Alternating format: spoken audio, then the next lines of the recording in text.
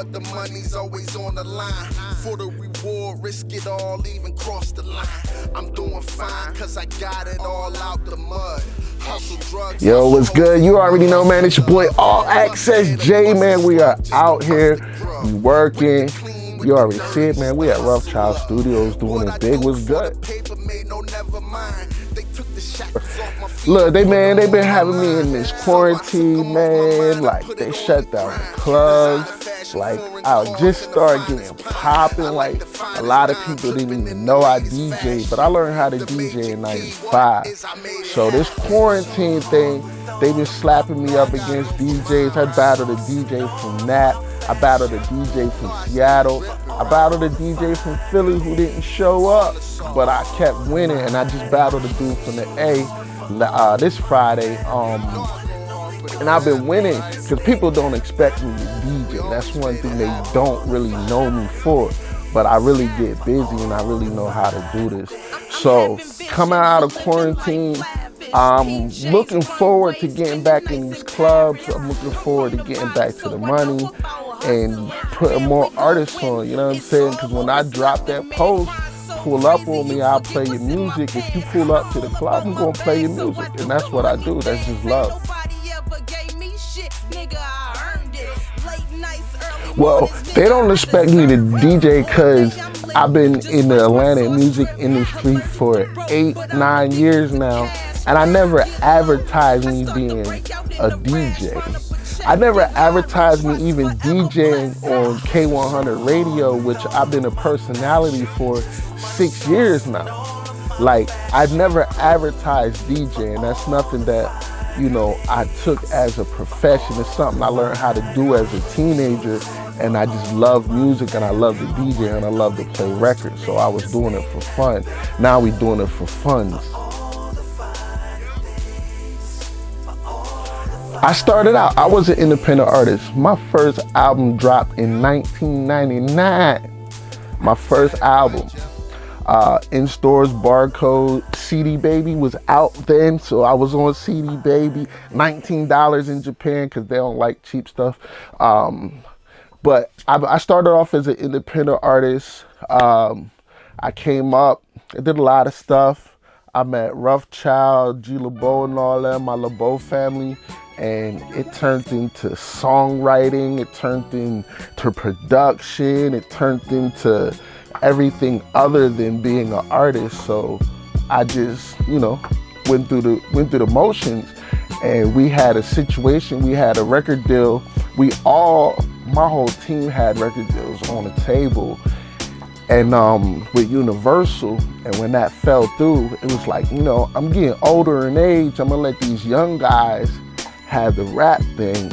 I'm just gonna find my way and stay in the music scene because I love music and I can still help people, you know what I'm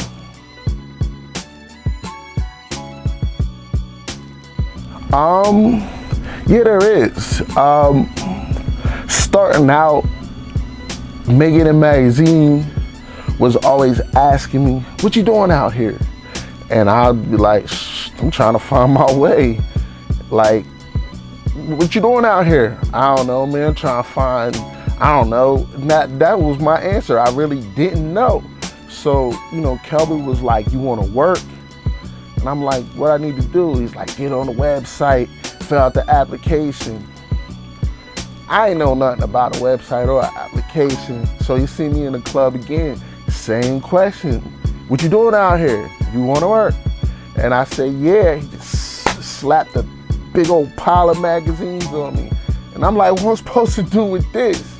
And that was really like the beginning of me becoming who I am in the music industry here in Atlanta.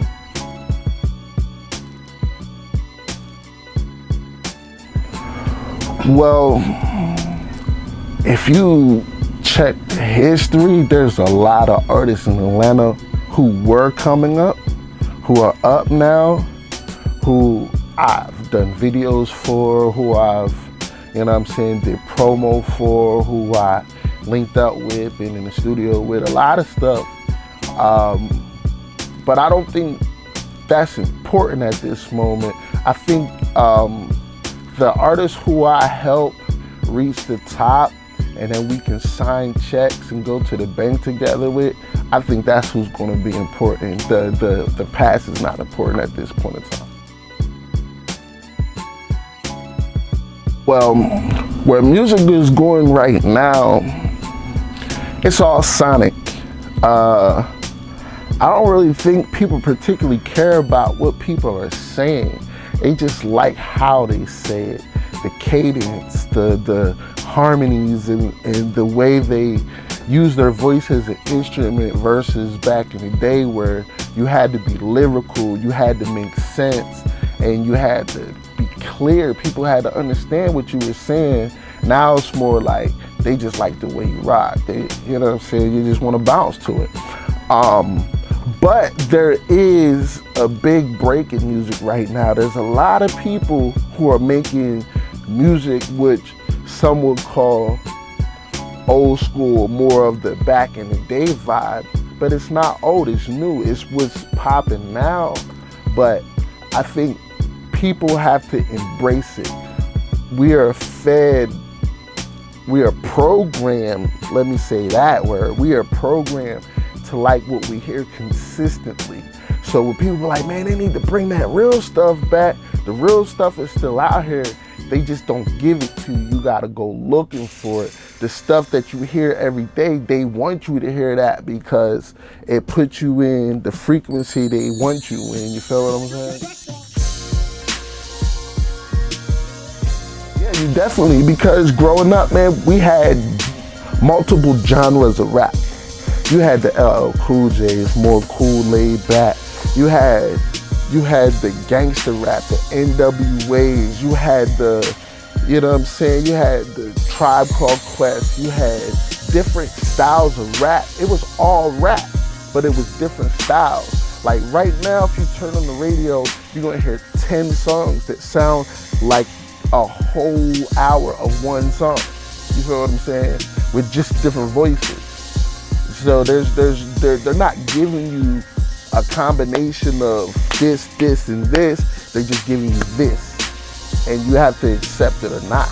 But if you go on, you know, whatever platform you want to go on, and you look for some music that you like or somebody in a certain style, you'll find good music because it's out here.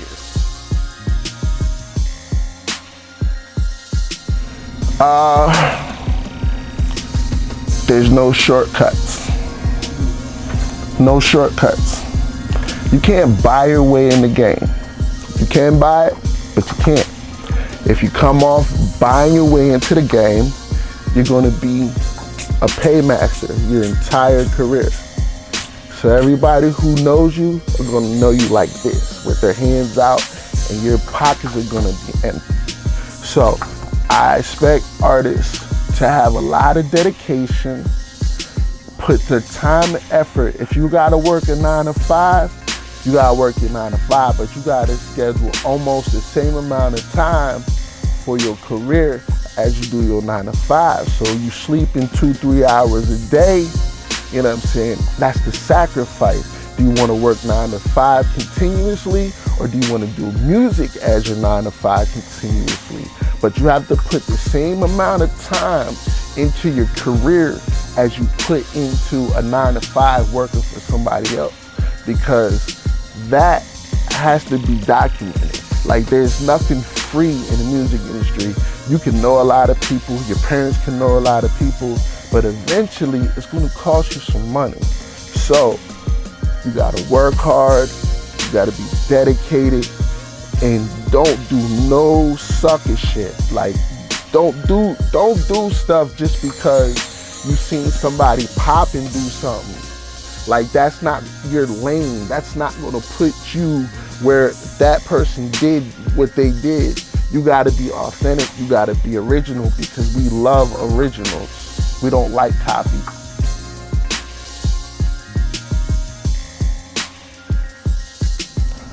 Well, at this point in time, I've been working with some artists, mainly G LeBeau, R&B artists, really talented, has credits with legends in the game, you know. And I think it's his turn to get his fair shot as G LeBeau, not G LeBeau attached to the legends G LeBeau as the artist. So I really been working with him, and we've been going to studio to studio and sitting down with producers and getting tracks right. You know, we probably gonna get a session in while we here today, you know, get some music together, and then we're gonna take it to the next step and just get him out here. Hey man, you ain't even asked me no questions to start some controversy, man. I need some controversy, man. Let's talk some shit real quick. Well, we gotta boost the ratings, man. You know what I'm saying? Boost some fucking ratings then. How you feel about Dwayne Wade and his little boy being gay? I ain't answering that question. I was just joking. Oh, you bullshit. How you feel about Boosie getting that boy Lil Wayne sucked on? Now that shit crazy right there. You don't put that on the internet, my brother. The police is watching. I respect the move, Boosie. I respect it. I really do. But you know, he could mess up his child's life like that too. You know, the child could be confused just the same way as a child being molested. He's too young for the experience. Not that it's the wrong experience, he's just too young for the experience. He can't even play Fortnite no more. He's thinking about, you know what I'm saying? Fortnite! He over there like porn right now, you know what I'm saying? Gotta clear the cache and the cookies and all that.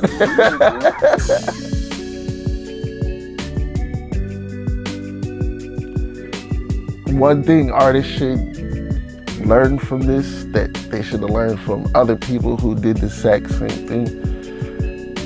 Never turn your back on the people who helped you get the money because they helped you get to the money. A better offer isn't always the better offer. Maybe they could have worked together to build a bigger empire, but you can't opt to get out of your situation with people who helped you get to the money. That's what artists need to learn. That's what artists really need to learn. You know, you can't get famous and then leave your manager. Your manager helped you become famous. You can't become famous and stop working with your engineer. Your engineer sat here with you when you had no money and your career was nothing. Your engineer spent more hours with you than your own family did. So you can't turn your back on the people who helped you get to the money. And that's really key. That's really the key. Life. Sorry, there's no RNB. Look, man, this is your boy Jay Harris. Hey, man, y'all better get at him. All Access Jay. Yeah, I said it!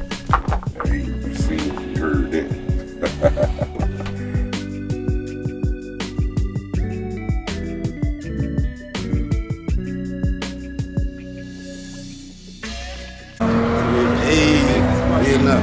What's that? Good. All I do is smoke weed. Hey. Smoking DB. What happened? All I do is smoke weed. SMOKYDB. On the goddamn Westside, y'all already know this. Shout out to MLK. Shout out to my nigga Guido. Shout out to goddamn Baby K. Shout out to Solo. My nigga Fred. All I do is smoke weed. Smoke weed. Smoke. Hey. All I do is smoke weed. Hey. All I do is smoke weed. All I do is smoke weed. All I do is harvest seeds. All I do is chop down trees. I done performed at the Pad Lounge. I done performed at on the Music Room over there on Edgewood. I done pulled up at the Artisan. I ain't performing there, but I was there. I was in the building. I was at the Apache. A couple of house parties out here in the A. You know what I'm saying? I performed at the Ocean. You feel me? A couple of nice little spots. You know what I'm saying? They got open mics and all that shit. I performed in Nebraska. I performed in Oklahoma. I done been out of state with it. Performed in Jackson, Mississippi. You feel me? So you know what I'm saying? Just everywhere. All I do is smoke weed. Well, started when I was 15. You know what I'm saying? But I ain't started putting albums out for real until 2018, so I say that I've been in the industry for what, it's 22 years now. I say professionally. Been in the industry for 2 years now. Well, ain't nobody as far as anybody that y'all probably know like that helped me. You know what I'm saying? Just getting help from my partners, you feel me? Everybody that know me, you know what I'm saying? I'm getting hood support, I'm getting local support, you feel me? But the industry, it done helped me as far as how anybody can put the music out now. It's a free world now. It's like it's an open market, you know what I'm saying? So it's like shit. They know this man. They may not know me. But hey, we can put our music on the same platform for them and we can go at it. So you know what I'm saying? The industry done opened up for everybody. So that's how the industry done helped me lately, social media and all that. Easy promotion.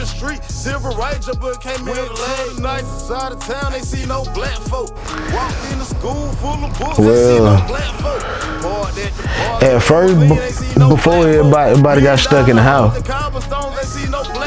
the industry, it was getting glamorized. It was like basically a fashion show. It wasn't no feeling in it. It's just basically how much money you can get out there, or how much, or how flashy you can get. Now, I feel like the industry done did a whole 180, because now all you can do is listen to music. Don't nobody care about what you got on there. You feel me? Don't nobody care about the marketing. Can you spit? So now the industry is, can you really make these folk move with your words? It ain't about all that stage diving and antics and light shows and pulling up with the whips and your jury, and about none of that no more. Now, it's can you rap? You feel me?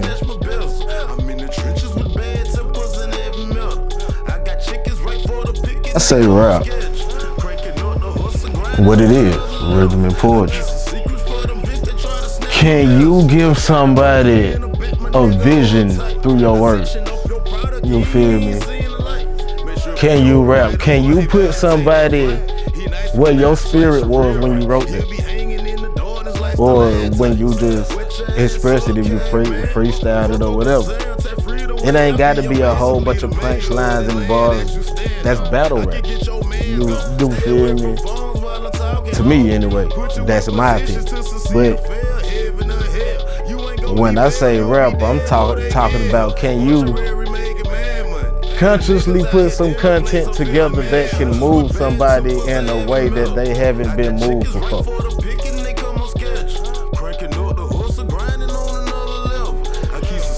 I can further this industry by giving them all of me something they ain't seen before. And something they ain't seen before with me. You feel me? Everybody got a story to tell. You know what I'm saying? But it's your story worth telling. You feel me? That's all I got for you. 100% Smokey DB. That's it.